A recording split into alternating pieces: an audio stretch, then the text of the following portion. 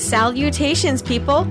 Welcome to Page 3 Killers, Murders That Went Unnoticed, a podcast where we dive into the murder cases that went unnoticed by our nation's newspapers. Hello, Shay. Hey, John. Hello, everyone. Welcome back. And welcome to Page 3 Killers, Murders That Went Unnoticed, Season 3, Episode 1, Fast Food Killers. I know. So, in case you guys didn't notice, last season got cut pretty short. We had a bunch of things come up. You know, I was in the medical hospital. Emergencies. Yeah. So I was just not in, with the holidays and all of that happening. There was no time to really record. So we apologize, guys. I had specials planned and everything. And it just kind of fell apart the last couple of weeks. So here we are, starting off season 3. Also, at least for today, a little format change. We're not going to have a news or history lesson because we have basically three episodes jammed into one. Yeah, so much like the subject of today's episode, we will be offering you a 3-for-1 special. On the menu are 3 cases focused around murders that occurred in or at fast food restaurants. First, we have the case of Alexandra Zapp, a crime which led to Massachusetts's sexually dangerous persons law, to be informed called the Zapp Law. That's got an asterisk on it, and we'll discuss that later. Yeah. So, and then after that one, we're going to talk about, next is the case of the official fast food killer, Dennis Reid Jr. Yeah, he's got to be a serial killer with that last name plus Jr. Oh, he was destined. And as for dessert, we will talk about the Burger Chef murders. An unresolved case from Speedway, Indiana. It's unresolved opposed to unsolved because the police believe they know who done it, but they don't have enough evidence to go to trial. And before we get started with any of the cases, what are we going to do? We have to thank our patrons on Patreon. We have to thank our patrons. So a huge shout out to start off with. Thank you, Christy Bryson, Chelsea Hargret, and Stacy Fergale. Thank you guys so much for donating on Patreon. We appreciate your guys' support. You ready? You ready to roll on this? Like, share, subscribe. It's free. All right. It's so hard getting back into the swing of this. Yeah, you've taken about a month off. Yeah, which kind of sucks. So bear with me, guys. All right. So first up, we're going to talk about the murder of Ali Zapp. So Alexandra Zapp, better known as Ali, was born and raised in southwest Portland, Oregon. In 1988, shortly before completing high school, Alexandra's family left Portland. Now, having lived there for so long and enjoying the city, she decided to return to the West Coast to attend University of Oregon for 2 years. Now, following her studies, Ali applied for and accepted an editing position that took her to Boston, Massachusetts. Now, in Boston, Alexandra volunteered for charitable organizations, including the French Library. Which I have no idea what it is. Yeah, no clue. The Boston Ballet. I know what that one is. The Courageous Sailing Center. I'm gonna throw a guess out there that's sailing. It's Oh, we're gonna get into like sailing. catamarans or something. Yes. So and the Courageous Sailing Center was where she donated her time teaching children to sail. I'm guessing like little boats. A bunch of little rich kids learning to sail. Can you imagine someone from Southie being like, "Hey Johnny, I need you to go out of that boat, learn how to with the sail thingy on it. It's got a blanket. You put wind in it, it goes. I need you to figure out how to do that." You'd be like, Now these are people from Martha's Vineyard. So these are probably people that have grown up around boats, to be fair.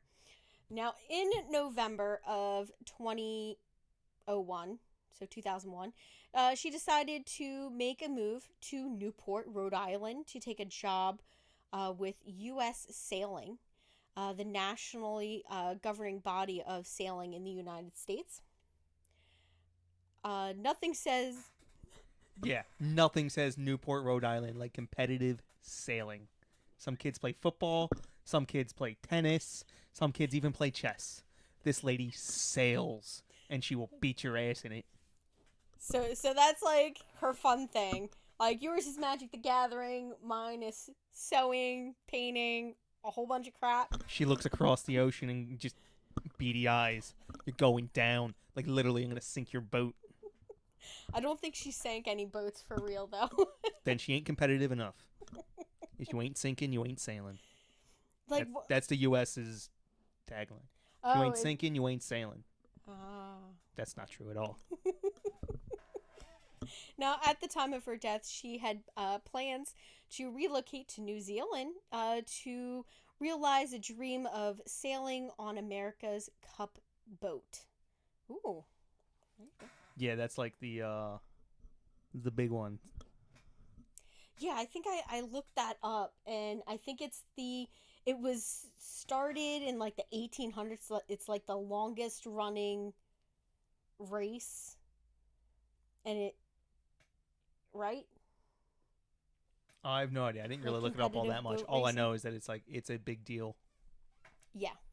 I believe, an America's Cup boat refers to like an official like competitive. She wanted to be part of a competitive team. Yeah. That would actually sail like against other people. Yeah, I'm pretty sure that and the first America's Cup boating competition was actually between England and the United States. Yeah, what's the big one? And we won called? the trophy. The something Riviera. Is there one called something Yeah. Riviera? Oh my goodness. I can't remember. I'm not a sailing fan. I don't know if you can tell. You know what? The only thing sailing. I would say that is like sailing is some of those men just once I pay off this airplane biceps and but they look like rich kids, so it's because they are. It's a rich kid sport. It's like they say hockey and lacrosse are rich kid sports. You ain't got nothing on sailing. Yeah, no. I feel like boat? Sailing and badminton and tennis are rich people sports. What are you talking about? Maybe about? Fencing. Throw fencing in there. Fencing's a pretty rich person sport. That's it. But you can get into tennis pretty cheap. Racket ain't that expensive. And there's courts everywhere. That's true. And badminton's a joke. You can get a badminton for like $1.50. Dollar store, 2 for $1 on birdies. Yeah, but I see poor people tend to go out for like football, baseball, basketball. Well, that's just because they're popular and they're supported by the local government and school. Exactly. So that's why I don't automatically assume like, listen, I get it. Harvard's got a basketball team, but I ain't heard of them doing anything really. Because you don't pay attention. That's true. All right. So on the night of July 18th, 2002, Alexandra was on her way home from a charity event she had attended in Boston. Yeah, so this lady seems like she's just casually on her way home from a charity event. She's like that one lady we did, I think season 1, where she was just like Little Miss Perfect. She was just like super nice. She always volunteered her time. She always gave stuff away. Oh, that was last season. And she got stalked. She was a teacher. Yeah. Oh no. Okay, so you're talking about the lady who got stalked. I think the by one her down in South Carolina. What was it? Her stepson? Yeah. Yeah, he was practically her stepson. Her and the gentleman in question, they never got married. They were dating, and it was his son. So and he ended up stalking her for like 40 years. Yeah, they just always seem to be like these really super nice, kind people. Yeah. That don't deserve anything that happens to them, which is like insane that some of these things happen to really good people. Now, when she stopped at the rest area on Massachusetts' Route 24 in Bridgewater around midnight, a Burger King employee and repeated sex offender, 40-year-old Paul Leahy? Leahy. Oh my goodness. Yeah. Watched and waited as Alexandra entered the women's bathroom. Now, according to police reports and a later confession by our killer, Paul Leahy, said he stood in the doorway with a knife in his right hand, waiting for her to exit the restroom. This guy just had like no fucks, from what it sounds like. He's just like, he just saw this lady and he's like, nah, she's dead. I'm a killer. That's kind of, it's a little disputed later on, but at least that's the way the police are portraying the guy. Yeah. Where he just basically saw her and was like, I got a knife in my hand. I'm gonna go kill her now. Yeah, when we get down there, I got some things to say about that. But I don't want to like throw them in right now because I'll just end up repeating myself later. So when Alexandra opened the door to leave the restroom, he shoved her back inside. Now, Alexandra pleaded with him to let her go, and then they fought. She fought for her life as he repeatedly stabbed her. Now, this is bad luck on the killer's part. Yeah. Cause in the bathroom next door is off-duty State Police Lieutenant Stephen O'Reilly, and he heard Alexandra's muffled screams. So he comes out of the men's room and he approaches the women's restroom door, and he sees a red puddle. So at that moment, he realizes that that's blood. That's not like just water or anything like that, obviously. So with his gun drawn, he steps inside to find Paul standing next to the sink covered in blood. You're not getting away with this one. Yeah. Or you would think. Now, Paul was charged with first-degree murder, kidnapping, armed robbery, armed assault with intent to rob. As if the original intent was just... So this is where the controversy comes in. Whether or not he intended to rob her or if he intended to kill her. Yeah. So, I mean, in all fairness, I think that they definitely stacked the charges. So it was, if we can't get him on the first-degree murder, at least we have all these other charges to fall back on.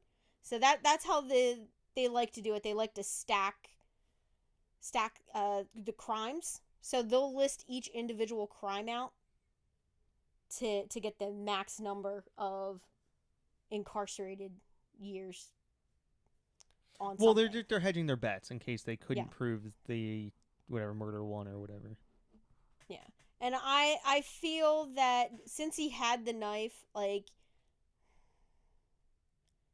he had so many opportunities to just let her go. And he didn't take any of those opportunities. You weren't there. I mean, he stabbed her to death. You can't judge him. Oh, I'm judging. You don't know him. I'm judging. Like, you should judge him. He's kind of a shitbag. Exactly. So, I totally think that there was some intent. I think he didn't expect there to be a cop there. Well, no one expects there to be a cop literally casually next door to him. Like, feet away. Yeah. And you know what I find hilarious, babe? No. Is that the cops are never there to save you. They always show up afterwards. And he was in the bathroom next door. Exactly. You think there would have been a little bit more urgency when he started to hear, Well, I mean, you never screams. know. You don't expect... Even if you heard some screams, some tussles, whatever, you're thinking maybe there's a cat fight. You're not expecting to go in there and just see some dude just hunched over a lady with a bloody knife. That's true. All right. So, prosecutor Frank Middleton said that the evidence was overwhelming, thanks mostly to the testimony of Lieutenant Stephen O'Reilly, the trooper who caught Paul in the act of cleaning up after the murder. All right, so I just have here "duh" written down because we have overwhelming testimony. No, we have literal eyewitness from a police officer who watched the guy do it. Yeah. Like that's about as good as it's gonna get. Watching him and a written confession. Yeah. Watching him try to wash the blood off, come on. Like there's no way that there's no ability to get a conviction there. Now, in addition to O'Reilly's testimony, Paul did sign a confession that he initially stabbed the young woman intentionally, and this is important. Yeah, intentionally. Now, due to the amount of evidence, defense lawyer Frank Splain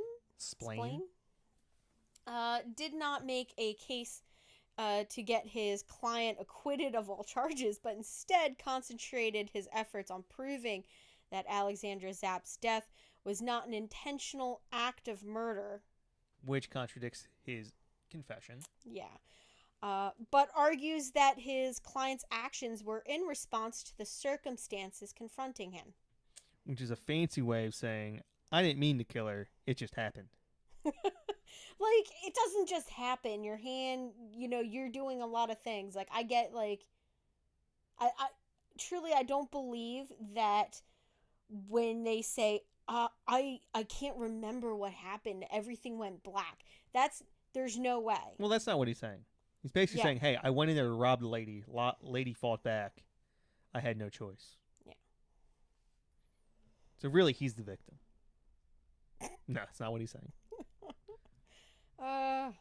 In any case, it didn't work. Yeah. So, Paul's attorney, Mr. Splain, said his client did not intend to hurt Zapp and that the battle in the bathroom erupted spontaneously and he was simply reacting to a situation that had spiraled beyond his control. She started it. I imagine that's his defense. She started it. Come on, that doesn't even work for toddlers. Wait, so you're in the bathroom with a knife? In the women's bathroom. In a women's bathroom with a knife. Yeah. And you got angry. Mm-hmm. Because she didn't want you to be in a women's bathroom with a knife. Yeah. Stabbing her.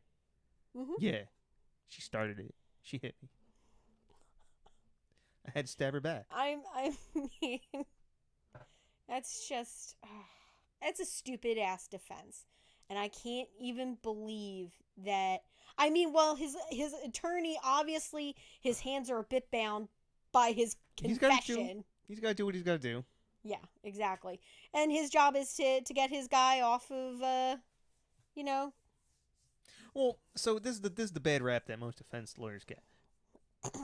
Most of the time, if you have to get like a public defender attorney, their job, like, it's not a defense attorney's job to get them off. It's simply to advocate for them in court. Yeah. And if that involves getting them off, that's, they have to do it zealously. But most of the time, a defense attorney is going to look at you and you go, you're an idiot. You're caught red-handed. This is what we're going to do to try and, lessen the sentence, make it, I don't know, maybe more fair, maybe not more fair, whatever. Yeah. But people are just like, oh, defense lawyers get people off. I mean, he probably should have pled out on this case. Like, I don't think he had a chance. Like, they were just if I'm the prosecutor, no. There's no way in hell I'm pleading him out. I'm just going to go, no, we're going to go to trial. Unless you want to plead to murder one. Like, if it, you know what? Which I don't even think you can do. I don't think you're allowed to plead to murder one. Yeah, no, I think murder one has to go to trial. Yeah, because isn't that like it's a death penalty? Because you have to have a jury to sentence. Yeah. So on September 24th, I might be wrong about that. You might be able to just. Yeah, no. Now I'm thinking about it. I think you can plead to murder one, and have a judge. Mm-hmm. Just whatever. It's not a directed verdict. Yeah. It's, you could probably waive a jury trial and go with a judge. Yeah, and then he just sentences to life. Yeah. But I think it's weird, kind of pleading to murder one. Yeah. Now, on September 24th of 2003, Paul was found guilty of first-degree murder and sentenced to life without parole. So it didn't work. Yeah. So, well, he got life without parole. So, I think that was the best he could look forward to, is life without parole. There are some countries though, babe, that are like life is 60 years. Well, I And think that's it. in I don't Like, know, one of the in Scandinavian Mexico, countries. you can only get like 50 years, and that's considered life. Is 50 years? That doesn't make any sense. Yeah. I know in some of the Scandinavian countries, the maximum sentence is like 23 years. No matter what. Yeah. All right. So other than a colorful defense, and nothing about the trial was out of the ordinary. Where the real significance in this case comes from is the aftermath. So you see, Paul was the opposite of Alexandra. His criminal record dated back to 1981, including sexual crimes with victims as young as 13. So after Zapp's murder, her mother and stepfather, so Andrea Casanova and Stephen Stiles moved from Portland to Boston and founded the Alley Foundation in November of 2002. Now, the Alley Foundation is a charitable organization with an aim to prevent opportunities for sex offenders by educating the public and advocating for necessary changes in culture, attitude, and policy.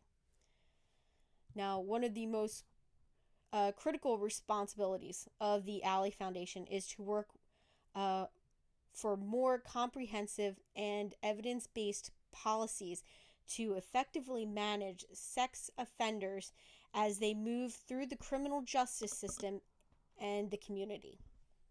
So the Alley Foundation is also known for their For a Change fundraising events, such as the annual Sail for a Change flip-flop regatta. That's it. It's called a regalia. It's a regatta. A regatta. Yeah. Something regatta. Like a lasagna with regatta. It's not it. Oh, what is? This is gonna bug me. Riviera Regatta. No, it's something regatta. It's a really famous boat sailing. Yeah. Thing. It's in like Massachusetts. Yeah. So they do the Sail for a Change flip flop regatta, which is held in Boston Harbor. They also do Run for a Change, which is held in conjunction with the Boston Marathon. Ride for a Change, Faces for a Change, and Newport for a Change. So those are some of the events they kind of host and plan and stuff like that. I feel like the last one's a drinking thing. Hey, let's go to Boston. Nah, let's go to Newport for a change. Gotta mix it up. Yeah.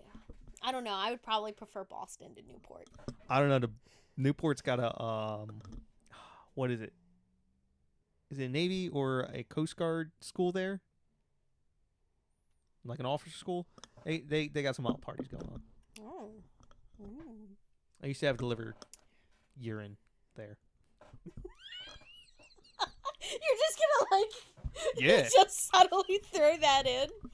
Oh, actually, man. I don't think I actually had to deliver it there. I remember I had to deliver stuff there, and then like the urine place was on the way. Okay. Yeah, that's right. I drove urine around for a little bit. For the Navy, obviously. Now, I know if you Google Zapp Law, the Massachusetts Sexually Dangerous Persons Law pops up in the Wikipedia article for the murder. For this murder, starts off by saying that the law is informally named after her, but I could not find any collaboration for this. as the citation link is no longer available.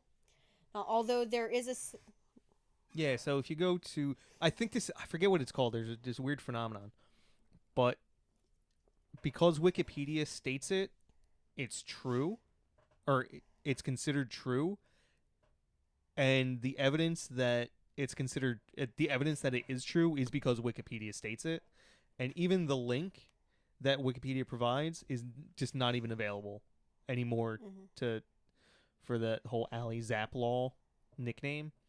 And there's no other websites, not the Ali Foundation, no other websites seem to even make the claim that the Zapp Law is a thing. Yeah. Like, but for all I know, there's whatever. That's just colloquial lawyer speak in Massachusetts. Yeah.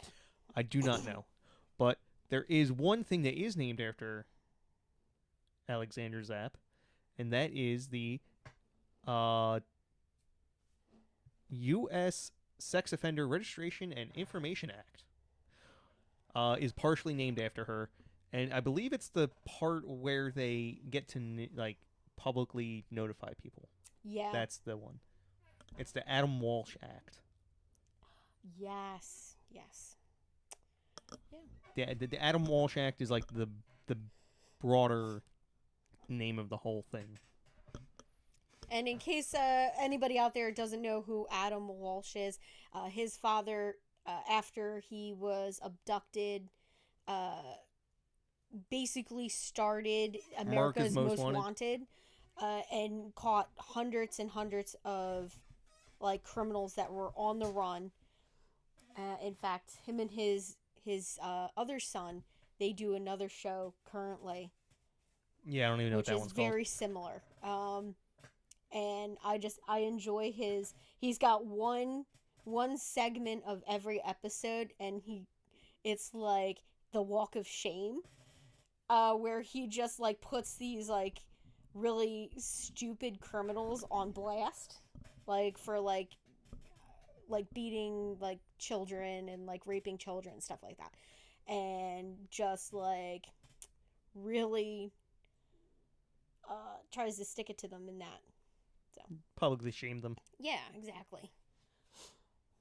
Moving on. Yeah, so now we're going to talk about our second case, which will be the fast food killer, Paul Dennis Reid Jr. So Paul Dennis Reid Jr. was born on November 12th, 1957 in Richland Hills, Texas, a suburb of Fort Worth. Now, like our last killer, Reid had already been convicted of violent crimes and had served time in jail prior to these murders.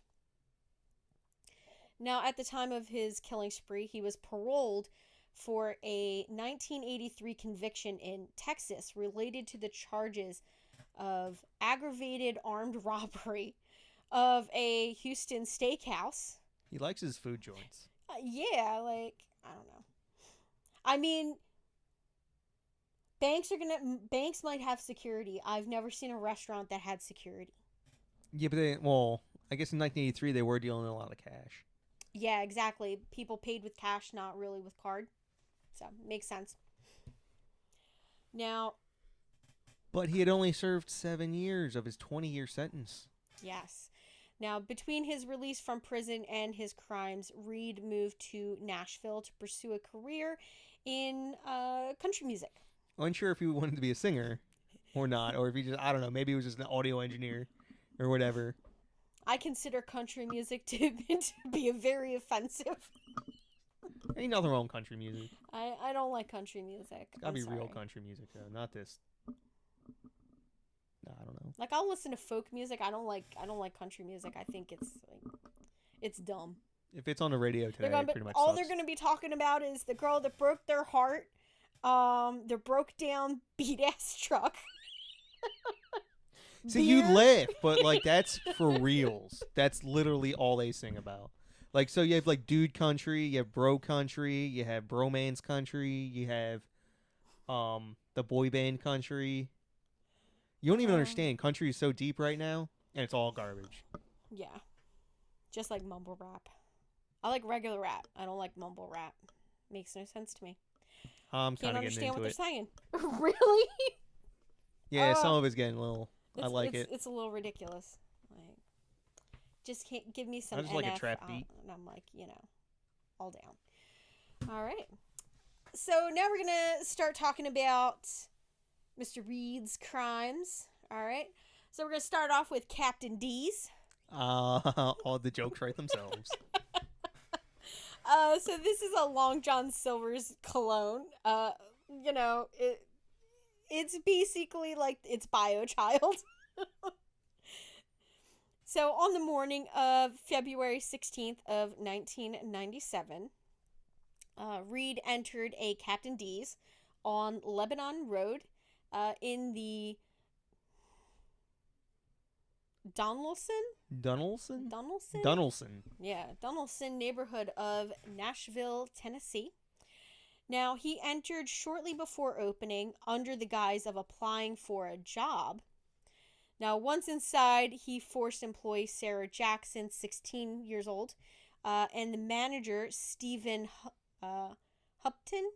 Steve Hampton. Hampton. That is the simplest name, Oh, my God. I Come can't on. believe I just said that. Steve Hampton, 25, into the restaurant's cooler. Now, Reid forced the two to lie face down on the floor and then shot them execution style.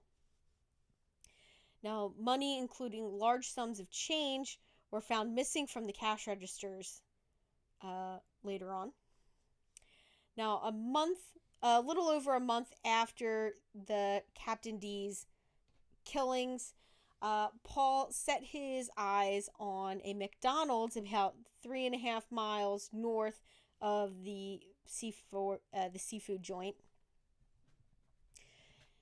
And on the evening of March 23rd, 1997, Reid entered that McDonald's on Lebanon Road in the Hermitage neighborhood of Nashville. So Reid approached 4 employees as they exited the store after closing. I wonder if that's just supposed to say heritage. Yeah. I think it's supposed to say heritage. Well, so Reid approached those 4 employees. Now, at gunpoint, he forced them back into the restaurant. Reid then proceeded to shoot 3 employees to death, again, execution style. Now, in the storeroom, and that would be Andrea Brown, 17, Ronald Santiago, 27, and Robert A. Sewell. Name or age undisclosed. Yeah. I wonder if he was a minor. Well, I mean, Andrea Brown, 17, was a minor. Oh, fair enough. So. Whatever. Yeah. Now, Reid attempted to shoot Jose Antonio Ramirez Gonzalez with his weapon, but his weapon failed. So instead, Reid ended up stabbing Gonzalez 17 times and left him there for dead. Now, Gonzalez avoided further attacks by lying completely still and pretending to be dead. I'm not going to lie, it's very difficult to lie still while being stabbed. Yeah. Try pretending to be dead and get stabbed. And not flinch. Yeah. Reid, sorry, I was just like thinking about that for a second there, and I'm like, at some point, like, I've heard victims that had survived stabbing attacks, they say that after, like, the first one hurts, and then after that, the adrenaline that starts rushing through them, you don't feel it. Okay, then I guess so. So I'm wondering if, like, I'm still gonna say that getting stabbed like, it's 17 gonna hurt, times but is hard to play dead. Because the adrenaline is rushing, it's sort of blocking most of it. Now, Reid took the $3,000 from the cash register and fled. Now, when the scene was discovered, Gonzalez was taken to a nearby hospital, treated, and ultimately survived, and would go on to testify against Reid at trial. So now he's hit Captain D's, he's hit McDonald's. What's next? Baskin Robbins. 31 flavors. Now, on the evening of April 23rd, 1997, Reid went to the door of a Baskin Robbins on Wilma Rudolph Boulevard in Clarksville, Tennessee. Who comes up with these names for streets? I guess it was named after somebody. Fan of Wilma Rudolph. Yeah. Maybe she was from there. Who knows? Yeah. Now, it was after closing, and he was able to persuade the employees to let him inside. I don't know. I would never, once we lock up, I would never let somebody in the store. Sometimes you're just if you're, I don't know. I could understand it. You're trying to be nice to someone. No. You know what? I'm too suspicious of people, I guess. All right. Car parks outside the house, and I'm like, who the fuck is that? Standing at the door, looking out the window, being nosy.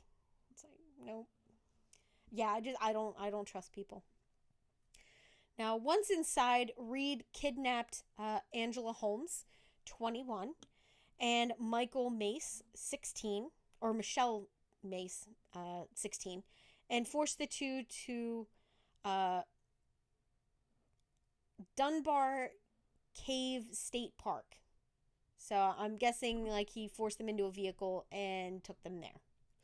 Now, their bodies were discovered the next day at the park, and their throats had been slashed. Now, not much evidence was collected at the first two crime scenes. So at Captain D's, driver's license and a video rental card belonging to Steve Hampton were found in the median of Ellington Park in East Nashville, with Reid's fingerprints on each of them. So that ties them to that one. Yeah. Slightly. There's literally nothing left at the McDonald's. Yeah. This is probably before there was even security cameras. Yes. They were probably too expensive at the time. Well, no, it was 97. And they probably didn't even have, they probably weren't that good of a quality. And depending on if this is a high crime area, they might have cameras. But if it's not a high crime area, they're not going to have very many cameras. Next to no stoplight cameras in 97. That's not going to be until at least 2000, 2002. Yeah, but each of these stores you would think would have at least something. 97. I mean, you're at least going to have a VHS, right? Yeah, some of them. Like I said, in areas where it's high crime. But if it's not a high crime area, they're not going to have anything. Now, that would just be standard. Well, I mean, now everybody's carrying cell phones with a camera. So, somebody freaks out at a McDonald's, everybody's recording it, But anyway, he messed up at Baskin Robbins. Yeah, so at the Baskin Robbins, however, police found evidence of a credit card gasoline purchase near the location of the bodies. Now, placing Reid at the scene around the time of the crime in an area roughly 40 miles from his home. Now, witnesses also placed a vehicle similar to Reid's vehicle in the immediate area at the time of the crime.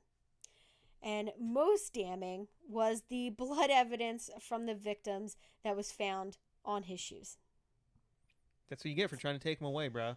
She just left him there. Yeah. I mean, he was getting he got sloppy. Yeah, he was getting aggressive. Yeah. I just wasn't enough just to execute people.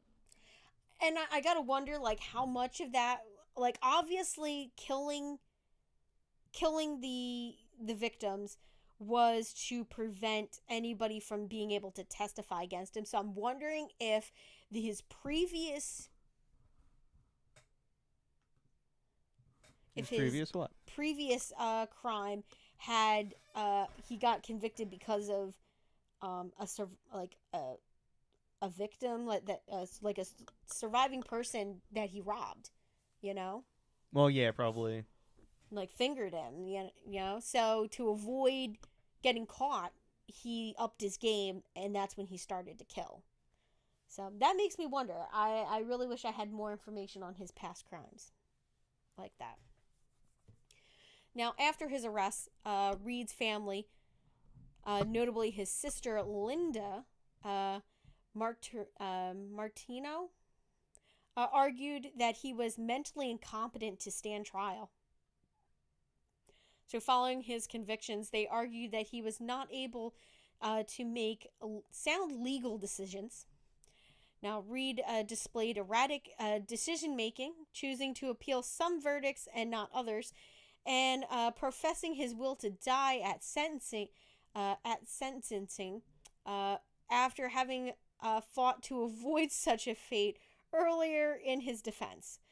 Now, at the same time, Reid exhibited public signs of paranoia, called his defense team actors, and claimed that he was part of the United States government mind control project called Scientific Technology that monitored his every move. I'm a fan of him already. Please tell me this man wrote a book while in prison. This is like For the love of God. it's like the microchips in the COVID vaccine. Oh, that's yeah. Like, jeez. Love man. that conversation. The best part was there was like three people all agreeing with each other. And I'm just sitting there. I'm like, yeah, no, yeah, well, what about this? And, I mean, making very mild arguments, and you'd have thought I'd just punch their dog. Now, in cross-examination, the prosecution attempted to counter this defense by claiming Reid was a crafty con artist using these delusions as a defense mechanism, which is smart, you know. I'm sure that if he had a mental health record, that would have been entered into evidence, maybe. So, now, Reid was convicted on 7 total counts of first-degree murder. Now, 2 for the Captain D's murders, 3 for McDonald's, and 2 more for Baskin-Robbins. Yeah, I don't think they ever tried him even for like the attempted murder of the one dude. It just wasn't worth their time. Yeah. Now, Reid received 7 death sentences for his convictions. Now, the first 2 coming on April 20th, 1999. Now, Reid's execution was stayed several times in the following years, including an instance in 2003, just hours before his scheduled execution. Now, though he would eventually waive his right to an appeal.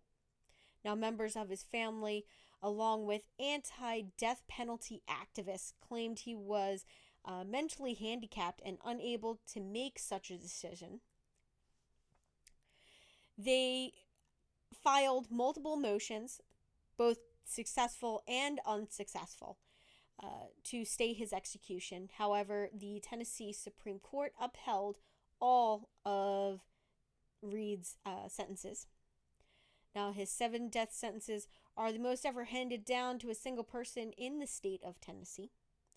So his execution date was scheduled for January 3rd of 2008, but was stayed on December 26th of 2007 by U.S. District Judge Todd J. Campbell, pending an unrelated case. Okay, I worded this pending and unrelated to Reid's case, investigation of the constitutionality of Tennessee's lethal injection methods. Yes. So basically, they were like, it just so happened that Reid was about to get executed when these people came along and were like, wait a second, I think this might be unconstitutional. Yeah. So he's gotten lucky twice. So I'm pretty sure that this was brought about by So there was several cases where death row inmates tried to basically got stays on their executions by saying that they needed to know where the drugs for the lethal injection were coming from, and was it like Is there a proper chain of custody? proper chain of custody? Was it FDA approved?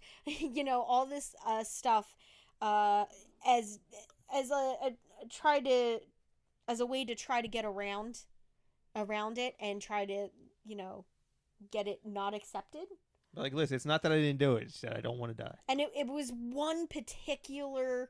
one particular drug, which I believe was the one that stops your heart.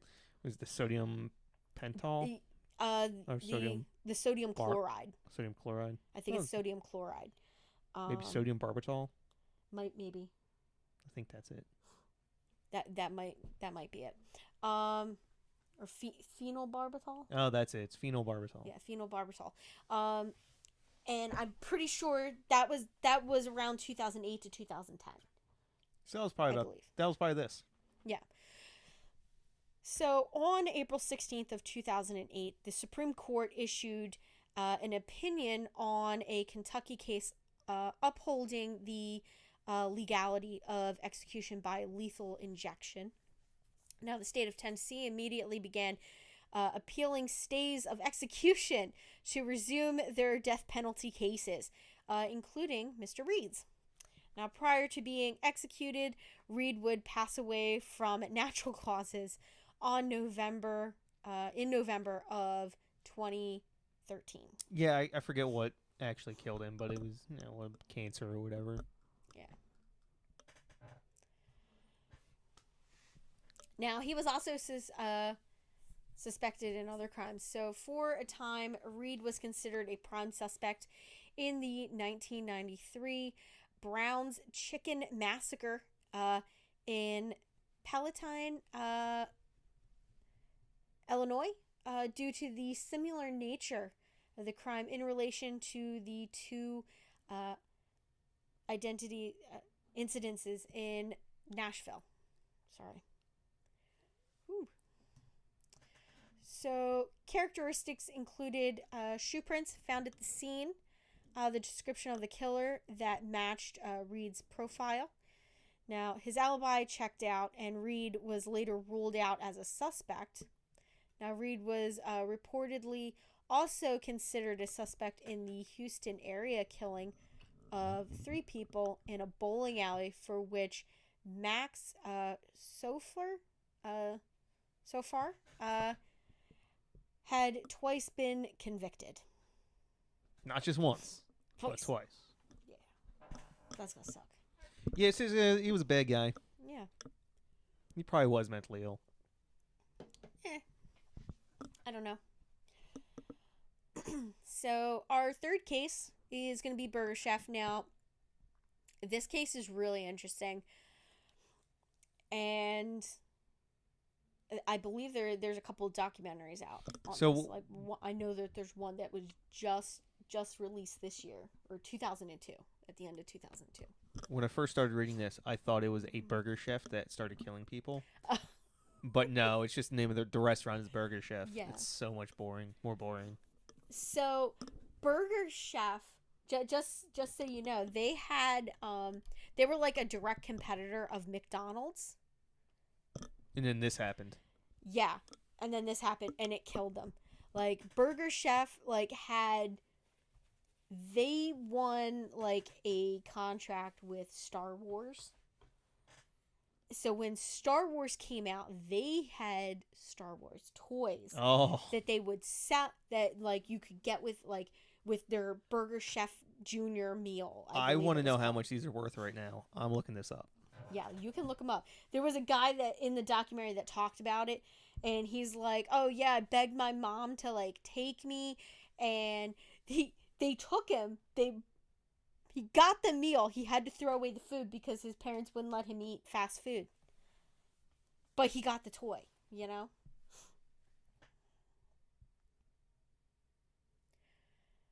All right, I'm still looking it up. I'll let you know. So while he's looking that up, so between 11 p.m., which was closing time, and midnight on November 17th of 1978, four employees of the Burger Chef restaurant in Speedway, Indiana, disappeared. Oh, Now, boo. what? No, like $20. Oh, yeah. I'm gonna buy everybody out. Corner that market. Now, so the missing employees were assistant manager Janet or Janae Friedit, 20, Daniel Davis, 16, Mark Feldman's 16, and Ruth Ellen Shelton, 18. Now, a fellow employee who came by at midnight to visit the four that were working at the restaurant that night noticed that the restaurant was empty and the safe was open and the back door was ajar.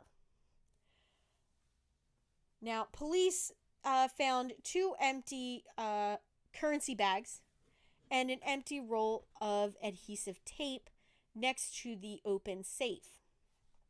Now, police did not initially consider the case to be serious, given that management reported the loss of only $581 from the safe, roughly $2,400 in today's money.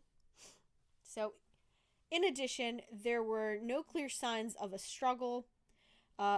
It was thought to be a case of petty theft, with the assumption that the pilfered cash had been used by the youths that were working that night to basically go and party. I guess that's fair. So everyone is aged 16 to 20. So, like, your job doesn't mean all that much to you. And if your boss has been ticking you off, you're just like, hey, guys, you want to just go to the bar tonight? Yeah. Well, I guess, yeah, it was probably, I don't need, when the drinking age switch over? Had to be around this time. Yeah. Half of them may have been able to drink.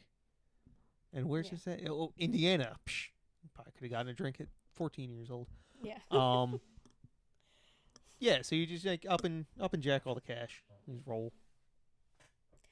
Now, a little bit suspicious though. Although the purses and jackets of the missing women had been left at the shop, the theft theory initially seemed most likely, and the scene was allowed to be cleaned by employees early Saturday morning.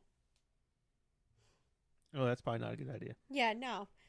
Now, not only was the restaurant cleaned and allowed to be reopened the next day, but no photographs were taken beforehand, effectively eliminating all potential evidence of a crime being committed. Now, when the four did not reappear the following morning, and Friedit's Chevrolet Vega was found partially locked in town, or parked in town, concerns grew about, the missing teens and all. Yeah, so the day after, now it becomes, all right, so now not only do we have money missing, we have people's missing. Yeah. Now, it became evident that the youths had been abducted while closing the restaurant for the night. Now, police believe that the attack possibly began as they removed trash bags out the back door. Now, This is actually the most, like, if you work at a restaurant, taking trash out is the most dangerous time of the day. Like, is the most dangerous part of your shift. Because that's when the back door is usually kept wide open and there's no one else around. Now, when I worked retail, I did work for one company, and they specifically had a rule that we weren't allowed to have weapons on the premise, which we fully ignored because we were We were like right near a Walmart. We did have homeless people that would like hang out back by the dumpsters. Made me fucking nervous. I always carried pepper spray, and one of my other coworkers did have a knife. So I'm not saying break any laws, but depending on which state you're in, a rule from your employer cannot bar you. Well, so a rule from an employer is not breaking the law. If your employer tells you you're not allowed to have a gun, to carry a gun, and they found out you're carrying a gun, they cannot call the cops on you. Mm-hmm. Basically, they're allowed to fire you because Mm-hmm. it's an at-will state here in Pennsylvania. But basically, it's not against the law to disobey one of your employer's rules. Yeah. Same thing as if you're shopping inside a place. In Pennsylvania, again, consult your local laws. It is not illegal to walk inside of a building that is labeled "No firearms allowed." They are allowed to ask you to leave. They're allowed to, if they discover you have a firearm on you, they're allowed to ask you to leave. If you don't leave, you can be trespassed, and then the cops can get called. But they are not allowed to call the cops on you for having a firearm in their building, despite the fact that there is a sign stating there's no firearms allowed. Yeah. They have to give you the opportunity to leave. Mm. Do what you will with that advice. We take no legal responsibility.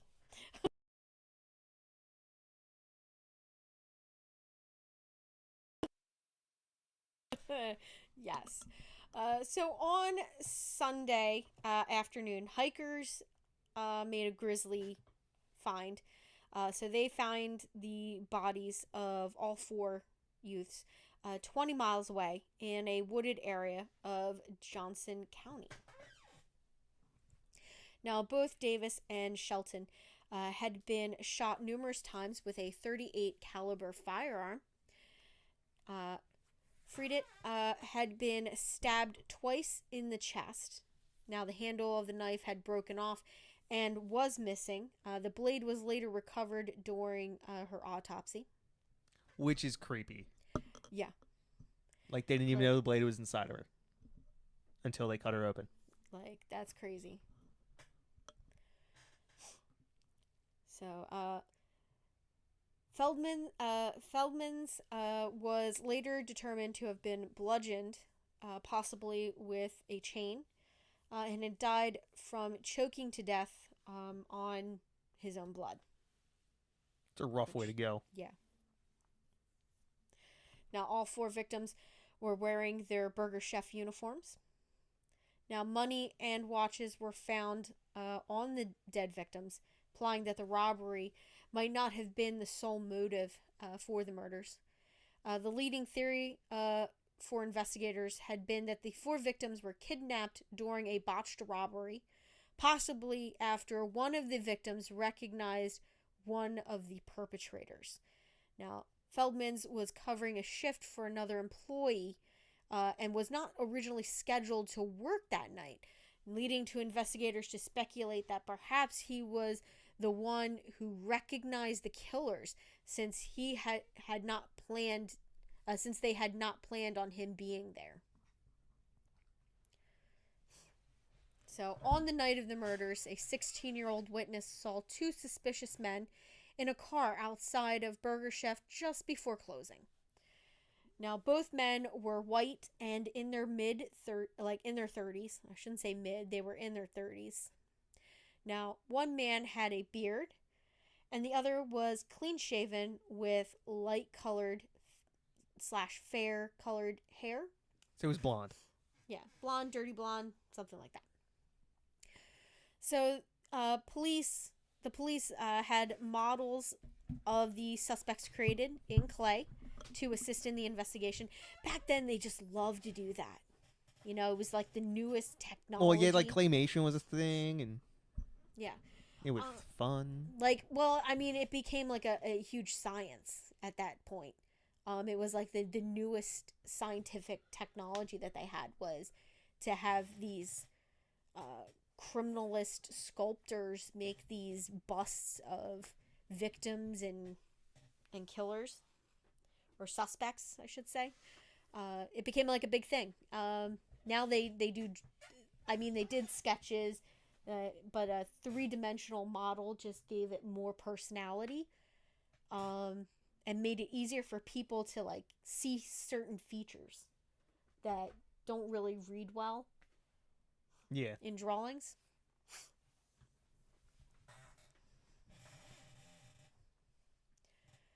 All right. So later in 1978, a man in a bar in Greenwood bragged that he had been involved in the killings. Now, police subsequently questioned him, but he passed a polygraph claiming not to have been involved. So I'm feeling like there was a little bit of braggadocio or whatever. Yeah. You know, it's like People running their mouths at bars. Oh yeah, Whatever. he fucking drunk and trying to like impress somebody. Seemed tough, you know.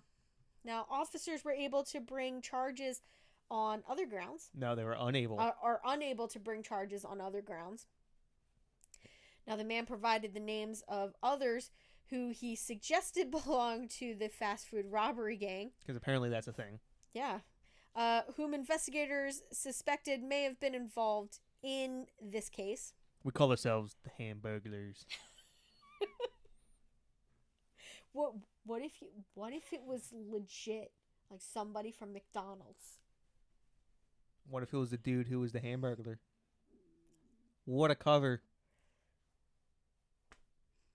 You just solved it.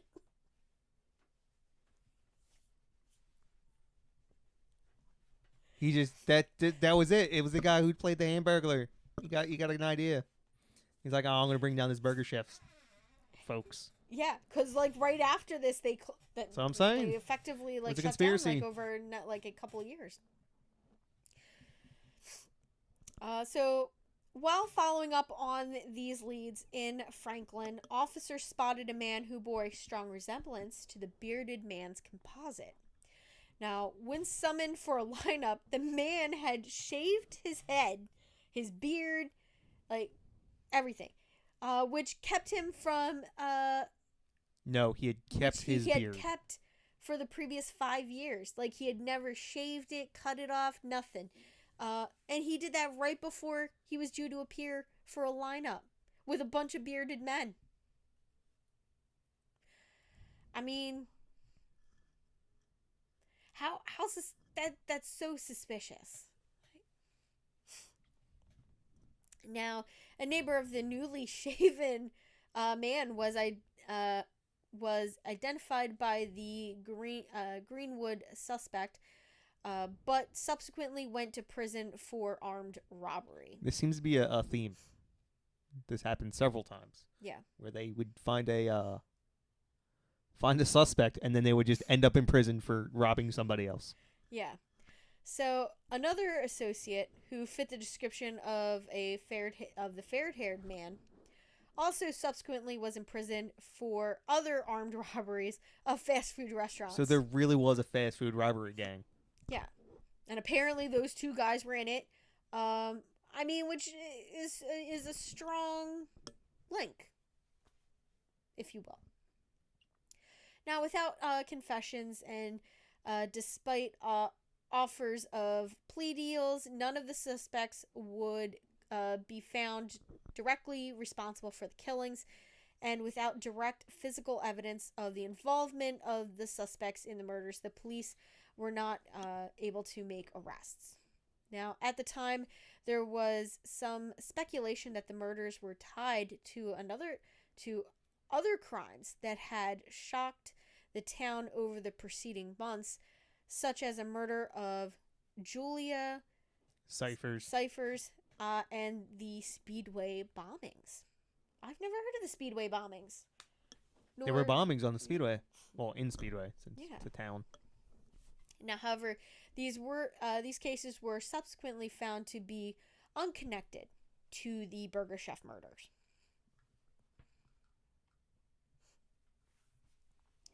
So, investigators continued to follow leads related to possible suspects as widely as Cincinnati, Milwaukee, Chicago, Dallas.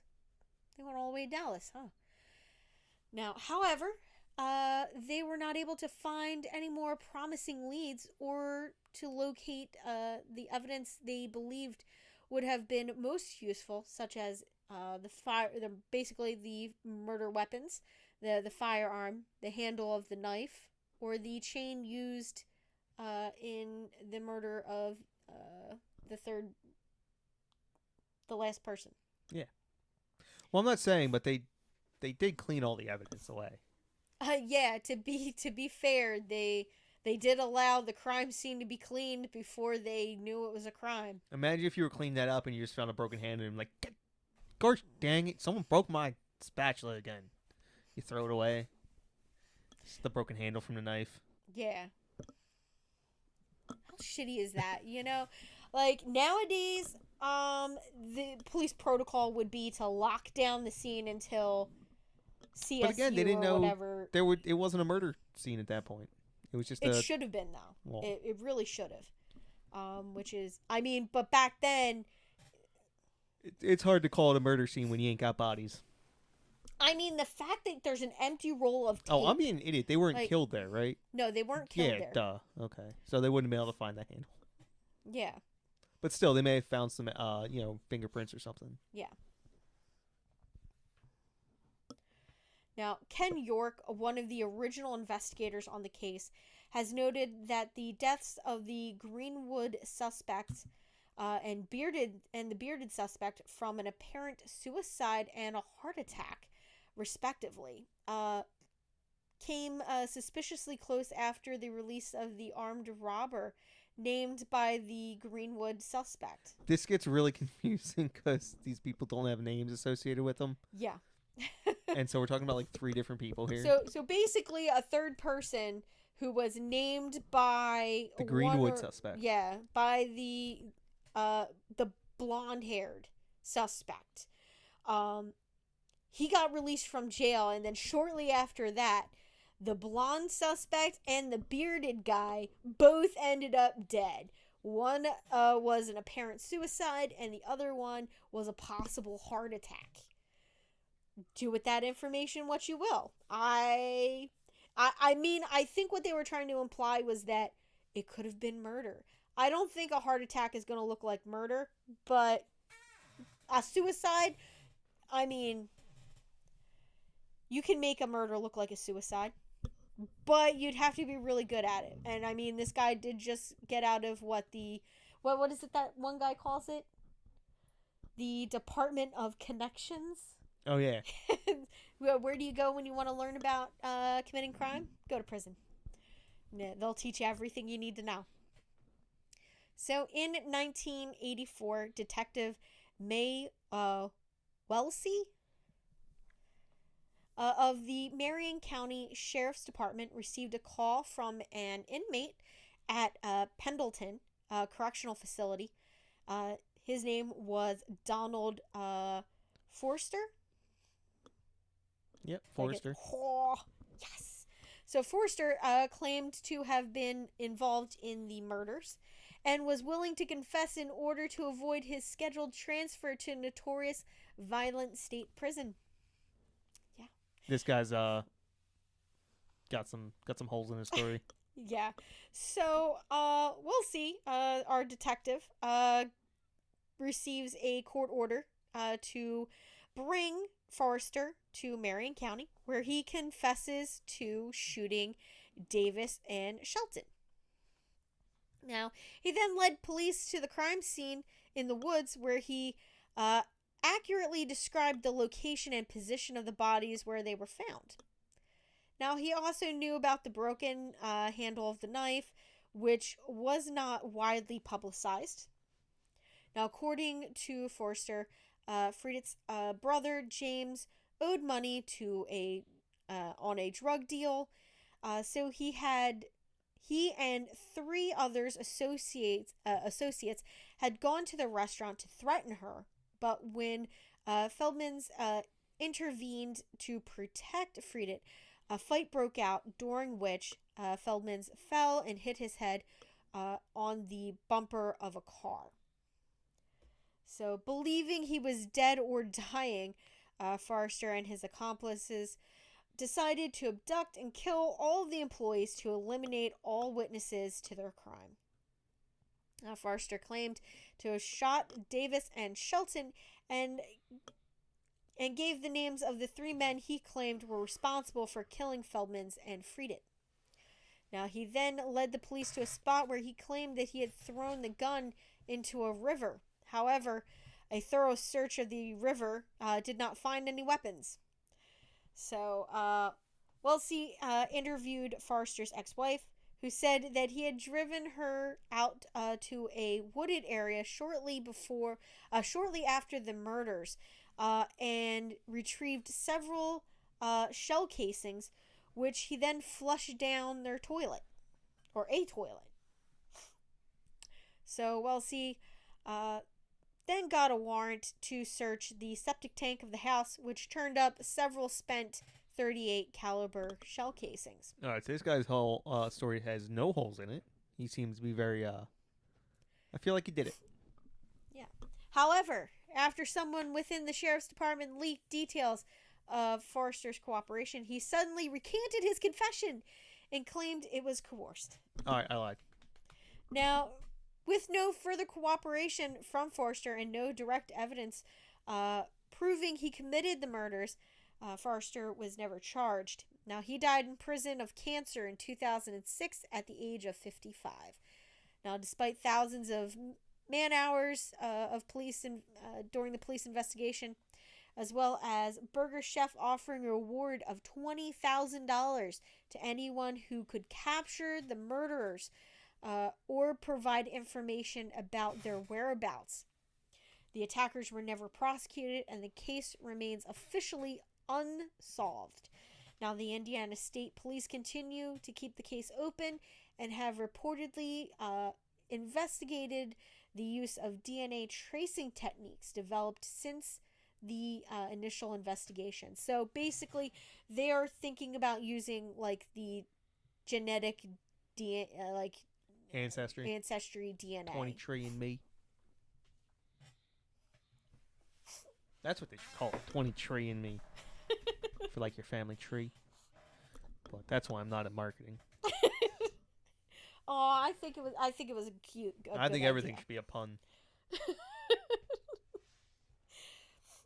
Now, during the summer of 2018, the Speedway community, as well as family and friends of the victims, raised money to plant 4 red oak trees in honor of the victims.